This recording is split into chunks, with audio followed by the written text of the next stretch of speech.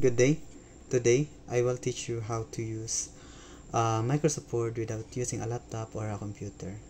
Kailangan mo lang ng iyong cellphone. Basta Android ito, and yung version nito is from Android 5 to Android 16. First, ang unang na gagawin mo is pupunta ka ng Google Play Store, then search for Word. Kailangan ang application na ito is manggagaling sa Microsoft Corporation.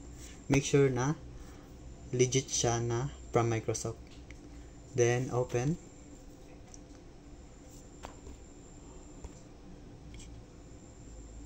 Pagka-open nyo is ito ang bubungad sa inyo. Ngayon, kung gusto niyo mag-edit ng files, click Add. Then pili ka ng templates na kailangan mo. Pero for the sake of this tutorial, I will use the blank one. Pag nandito ka na, isipin mo ito yung ginagamit mo sa computer, pero iba lang yung layout ng mga menu. Halimbawa, magi-input ka ng text, then use the keyboard of your Android phone. Then, kung, halimbawa, example, bacterial morphology.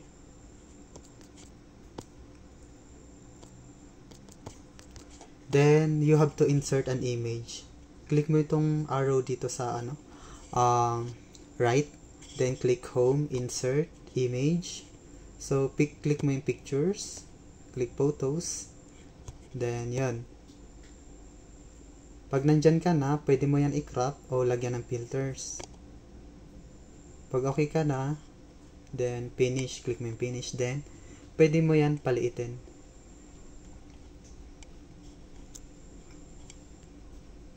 Para magkasya sa bond paper at saka may mailagay ka pang iba.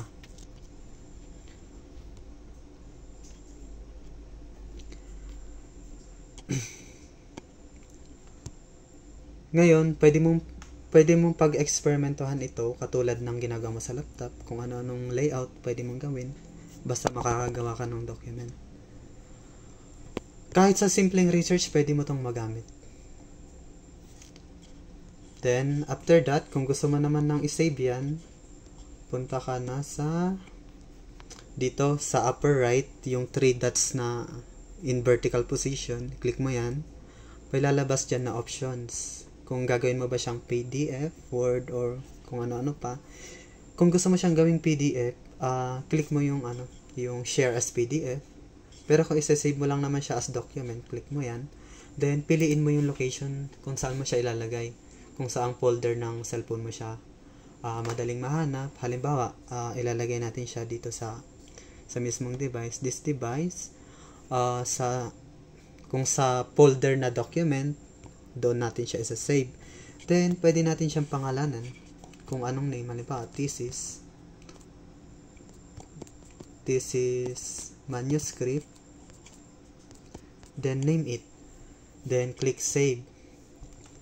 Ngayon, yung inedit natin na yan, paano natin mahanap yan sa File Manager?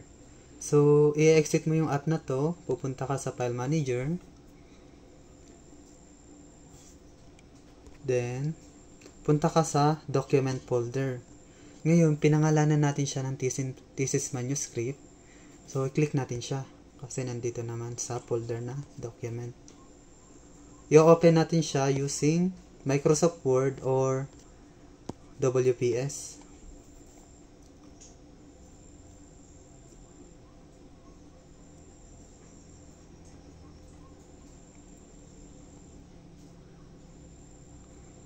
Oh, yun na yung inedit natin. So, ganun lang. Hindi natin kailangan mag-subscribe o magbayad dun sa application na yun kasi totally free siya. Unless gusto mo ng additional features from Microsoft Word, pwede ka mag-subscribe by paying. Click mo yung diamond na to. Pwede ka magbayad dito ng subscription fee monthly or for 1 year. Ma-open mo yung ibang features ng Microsoft. Yun lang. Sana may natutunan ka.